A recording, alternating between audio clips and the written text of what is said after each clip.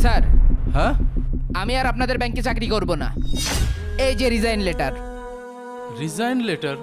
কেন? চাকরি করবে না কেন? স্যার, যে ব্যাংকে ধনী গরিবের বৈষম্য করা হয় সেই ব্যাংকে অন্তত আমি চাকরি করব না। এসব বলার মানে কি? তুমি আমাদের ব্যাংকের সব থেকে বেস্ট এমপ্লয়, আর তুমি যদি চাকরিটা না করো তাহলে আমাদের ব্যাংকের অনেক বড় লস হয়ে যাবে। স্যার, আমি আপনাকে যথেষ্ট রেসপেক্ট করি। আমি আর এই বিষয় নিয়ে আপনার সাথে বেশি কথা বলতে যাচ্ছি না। আমি আর আপনাদের ব্যাংকে চাকরিটা করছি না স্যার। ফয়সাল, তুমি আমার ছোট ভাইয়ের মতো, বলো তো কি হয়েছে? স্যার, আমি খন্দকার মাহমুদের বাসায় গিয়েছিলাম।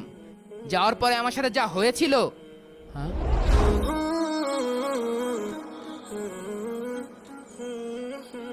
সারপ্রাইজ।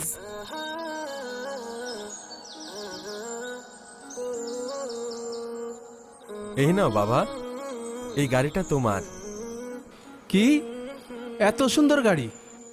হ্যাঁ বাবা, এই গাড়িটা 30 লক্ষ টাকা নিয়েছে। স্যার, আসসালামু আলাইকুম স্যার। ওয়ালাইকুম আসসালাম। আপনারা কে? স্যার, আমরা ব্যাংক থেকে আসছি স্যার। স্যার, ব্যাংকে আপনাদের বড় অ্যামাউন্টের একটা লোন নিয়ে আসছিল স্যার। সেই লোনটা সুদে আসলে 1,10,00,000 টাকায় দাঁড়িয়েছে স্যার। স্যার, ব্যাংক থেকে আপনাকে 5 বার নোটিশ দিয়েছে, আপনি দেখা করেননি স্যার। স্যার, ফাইনালি বিষয়টা কোর্ট পর্যন্ত চলে গেছে। কোর্ট থেকে আপনাকে একবার নোটিশ দিয়েছে, আপনি কোনো রেসপন্স করেননি। আপনি দেখছেন এখানে একটা ফ্যামিলি ইভেন্ট চলছে। আমার ছেলে আমাকে একটা গাড়ি উপহার দিচ্ছে, আর আপনি এর ভিতরে লোনের কথা নিয়ে আসছেন। আমি সময় করে ব্যাংকে যাব, সমস্যা কোথায়? শেট, আমার এত সুন্দর একটা মোমেন্ট আপনারা কিভাবে নষ্ট করে দিতে পারলেন? শেট ম্যান। Sorry sir. স্যার, বিষয়টা ভেবে আমার খুবই খারাপ লাগতেছে যে আপনার বাবা 1,20,00,000 টাকা ঋণগ্রস্ত। সে একজন ঋণ খেলাপি। আপনি আপনার বাবাকে 30 লক্ষ টাকা দিয়ে গাড়ি উপহার দিচ্ছেন, অথচ ঋণ পরিশোধ করছেন না। আপনি কেমন সন্তান? এই, আপনি কি বলছেন আপনি বুঝতে পারছেন? ঋণ নিয়েছে আমার বাবা, আমি তাকে গাড়ি গিফট করব নাকি ঋণ পরিশোধ করব সেটা আমার ব্যাপার। আপনি আমাকে ইনসাল্ট করার কে? স্যার, আপনার বাবা ঋণ খেলাপি করার কারণে হেড অফিস থেকে ব্যাংকের উপর অনেক চাপ দিচ্ছে স্যার। সেই চাপ কিন্তু স্যার আমাদের দুইজনের উপর আসছে। স্যার, আপনি যে এত বড় বড় কথা বলছেন, আপনার বাবা তো লোন নিয়েছে 4 বছর আগে, তা পরিশোধ করে না কেন? আর সেটা সুদে আসলে বেড়ে 1,10,00,000 টাকায় দাঁড়িয়েছে স্যার। স্যার, এই টাকাটা কি ব্যাংকের টাকা নাকি? এটা তো সাধারণ জনগণের টাকা। আপনারা এমন করছেন কেন? এই শোনেন, চাকরি করতে গেলে এরকম একটু ঝামেলায় পড়তেই হবে। বিষয়টা আদালত পর্যন্ত গেছে না? আপনি আমার উকিলের সাথে কথা বলেন। না না না না স্যার, আপনি ঋণ খেলাপি করে এইভাবে বিলাসিতা করবেন, এটা মেনে নেওয়া যায় না স্যার। স্যার, আপনাকে আমাদের সাথে যেতে হবে। চলেন স্যার। হ্যাঁ, উনি কিন্তু এলাকার প্রভাবশালী ব্যক্তি, ওনাকে এভাবে ধরে নিয়ে যাওয়া ঠিক হবে না। এতে আমাদের চাকরিরও সমস্যা হতে পারে। একটু ভাবনা চিন্তা করে বিষয়টা ম্যানেজ করতে হবে স্যার। দেখেন, সিন ক্রিয়েট করবেন না। আপনার কথা থাকলে আমার উকিলের সাথে কথা বলেন।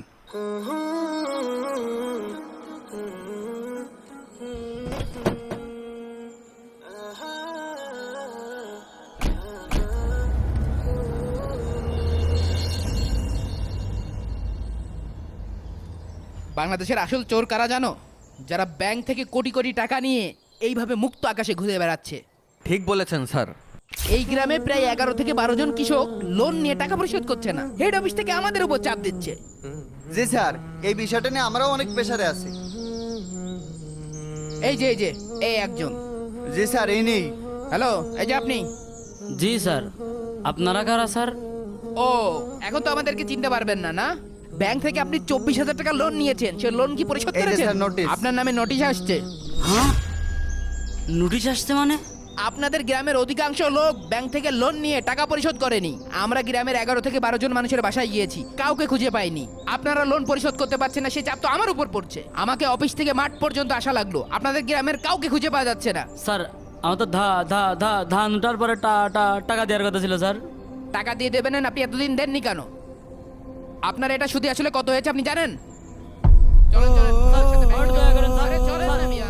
স্যার, আমার একটা ধান দেন, স্যার, বৃষ্টি বাদল হচ্ছে, স্যার, ধান চাল নষ্ট হয়ে গেল, স্যার। স্যার, স্যার, একটু দয়া করেন, দেখেন স্যার, আমার একটু দয়া করেন স্যার। আরে আসেন। এবার বিষয়টা বুঝতে পেরেছেন তো স্যার?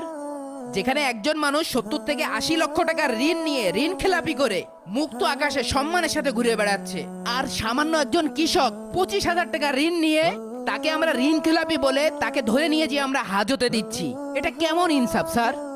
শোনেন ফয়সাল সাহেব, এগুলো ব্যাংকিং রুলস, আর এই রুলস গুলো যদি আমরা ফলো না করি তাহলে বছর শেষে ব্যাংক দেউলিয়া হয়ে যাবে। স্যার এইগুলো রুলস, স্যার এই রুলস গুলো কি শুধুমাত্র গরিব মানুষের জন্য প্রযোজ্য? যারা দিন আনে দিন খায় তাদের জন্য প্রযোজ্য স্যার? আপনাকে আমি অনেক বুদ্ধিমান মনে করতাম, আসলে আপনি একটা বোকা। ব্যাংক কোথায় টাকা দিবে না দিবে এটা ব্যাংক বুঝবে, আপনি মাস শেষে বেতন পাচ্ছেন কিনা সেটা দেখেন। জি স্যার, আমি আসলেই বোকা, আর বোকা বলেই 10টা বছর আপনাদের ব্যাংকে চাকরি করেছি স্যার। স্যার আমার একটা প্রশ্নের উত্তর দেন তো স্যার। এই যে স্যার প্রবাসীরা দিন রাত এক করে অক্লান্ত পরিশ্রম করে তাদের পারিশ্রমিক যখন দেশে রেমিটেন্স পাঠায়, এই টাকাগুলো স্যার ব্যাংকের মাধ্যমে পাঠায় স্যার। ব্যাংক কি করে স্যার, এই টাকাগুলো নিজের কাছ থেকে ঋণ হিসাবে বাজারে ছাড়ে। স্যার আমার কথা হচ্ছে স্যার, প্রবাসীদের কষ্টের টাকা আপনি ঋণ হিসেবে মার্কেটে ছাড়তে পারেন স্যার? এটা কি স্যার আমাদের কাছে আমানত ছিল না স্যার? চাকরি করবেন না ভালো কথা, কিন্তু আপনি 10টি বছর যে ব্যাংকে নুন খেলেন, আপনি কিভাবে সে ব্যাংকের বিরুদ্ধে কথা বলেন? আপনি একটা নেমো খারাপ। স্যার আপনার কথা শুনে আমাদের গ্রামের এক দাদার কথা মনে পড়ে গেল স্যার। কি জীবন গড়িলাম যার 16 আনাই বৃথা। মানে আপনি কি বলতে চাচ্ছেন? স্যার এই যে আমি আর আপনি এই ব্যাংকটাতে প্রায় 1 যুগ চাকরি করলাম স্যার, আপনি কত কিছুই না করলেন স্যার। স্যার বাড়ি করলেন, গাড়ি করলেন, আপনার একটা মেয়ে সুইজারল্যান্ডে পড়াশোনা করে স্যার। স্যার আপনি কি কখনো ভেবেছেন আমাদের সারা জীবনের ইনকাম সুদের সাথে সম্পৃক্ত? আমি আপনি সুদখোর। কি তুমি আমাকে সুদখোর বললে? দাঁড়াও দেখাচ্ছি তোমার মাঝে।